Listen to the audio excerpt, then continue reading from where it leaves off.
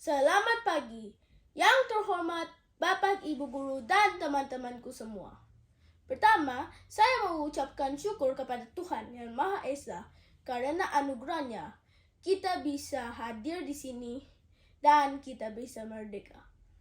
Hadirin saya hargai, kini kita sudah merdeka. Apakah kalian tahu? Manusia adalah makhluk hidup yang membutuhkan kemerdekaan. Sehingga manusia memiliki natur untuk merdeka. Ayat pendukungnya di Kejadian 1 ayat 26-28. Dan kita sudah dimerdekakan oleh dosa, sehingga kita harus bertanggung jawab untuk melanjutkan kehidupan ini. Galatia ayat pendukungnya di Galatia 5 ayat 13-15. Hadirin yang saya hormati, untuk mencapai kemerdekaan, bangsa Indonesia melalui banyak peristiwa di antaranya. BPUPKI dibentuk pada tanggal 29 April 1945 oleh Jepang untuk menyelidiki hal-hal ekonomi, politik, dan tata pemerintah yang dibutuhkan untuk kemerdekaan Indonesia. Tetapi pada 7 Agustus 1945, BPUPKI dibubarkan dan dibentuk PPKI oleh Indonesia karena pada 6 Agustus 1945 kota Hiroshima, Jepang dijatuhi bom atom pertama pada tanggal 6 Agustus 1945. Dan pada 9 Agustus 1945, kota Nagasaki, Jepang, dijatuhi bom atom kedua oleh Amerika Serikat.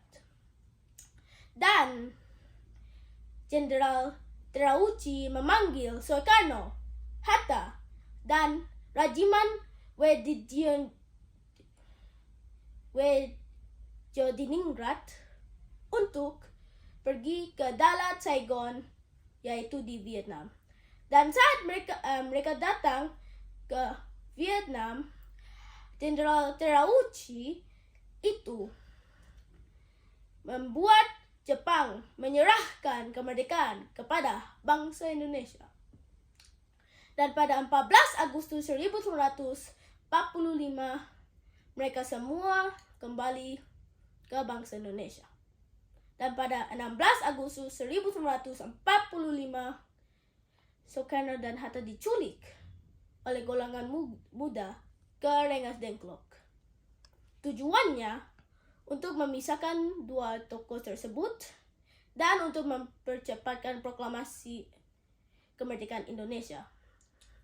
Malam hingga pagi, Soekarno dan Hatta dengan golongan muda dan golongan tua membahas tentang naskah proklamasi kemerdekaan Indonesia.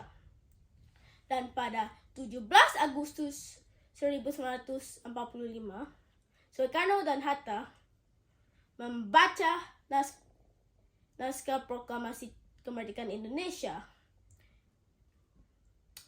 di depan rumah Soekarno. Hadirin saya muliakan, makna proklamasi memiliki arti bahwa bangsa Indonesia telah mencapai puncak perjuangan yang meraih kemerdekaan, sehingga bangsa Indonesia juga merdeka dan berdaulat, sehingga wajib dihormati oleh negara-negara lain.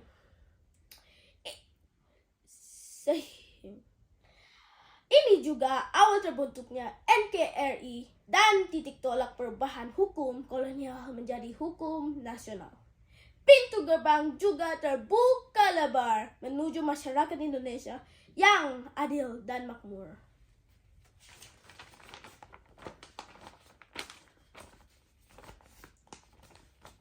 Hadirin yang saya hargai, kita tidak boleh malas-malasan. Sehingga berbagai upaya untuk mempertahankan kemerdekaan Indonesia memiliki banyak proses. Pada tahun 1945 sampai 1950, terjadilah pertempuran fisik dan diploma serta agresi militer Belanda 1 dan 2. Juga di tahun 1945 sampai 1950 memiliki tokoh-tokoh yang berjuang untuk kemerdekaan Indonesia. Cara mempertahankan kemerdekaan dulu-dulu dan sekarang itu sangat berbeda. Walaupun kita tidak menggunakan senjata dan pergi ke medan peperangan, perjuangan kita lebih berat. Karena kita melawan ego rakyat Indonesia yang mementingkan pribadi sendiri lebih banyak daripada mementingkan kebersamaan rakyat Indonesia. Kita juga harus bergiat belajar dan menghormati jasa pahlawan. Hadirin yang saya hormati, upaya yang saya telah lakukan untuk mengisi kemerdekaan Indonesia merupakan menghormati kedua orang tua dan guru-guru saya, mengikuti peraturan dalam ibadah, bergiat untuk belajar, dan menghormati jasa pahlawan. Hadirin yang saya muliakan, pemerintah telah melakukan beberapa upaya untuk mengembangkan kehidupan kebangsaan yang sejahtera. Di antaranya, membangun fasilitas umum yang baik bagi masyarakat, menyediakan lapangan kerja yang cukup, melakukan pemerataan pembangunan di seluruh wilayah Indonesia, dan menyediakan dan memperbaiki fasilitas umum. Hadirin yang saya hargai, upaya yang saya lakukan sebagai umat Allah yang telah merdeka dalam Kristus untuk mengembangkan kesejahteraan negara Indonesia merupakan hidup dalam toleransi dan damai dengan orang lain.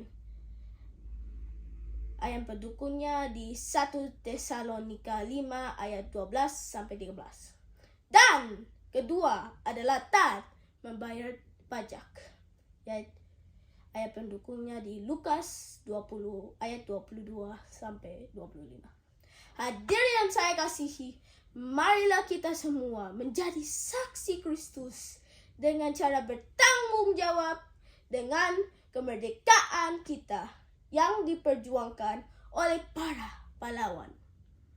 Dengan cara berdoa untuk bangsa Indonesia supaya bisa diberikan hikmat dan diperlindungi oleh Tuhan. Serta kita juga harus bekerja keras sesuai peran-peran kita. Hadirin yang saya kasih, kesimpulan yang saya bisa dapat dari pidato saya adalah kemerdekaan Indonesia itu melalui banyak darah dan air mata, dan bukan pemberian negara lain. Harapan saya sebagai generasi muda itu kita bisa menghargai dan menghormati para pahlawan yang telah mati untuk kemerdekaan kita. Semoga Bapak, Ibu guru, dan teman-temanku semua bisa bermanfaat dari pidato saya. Dan jika ada kesalahan tindakan atau kata, saya mohon maaf. Terima kasih. Selamat pagi.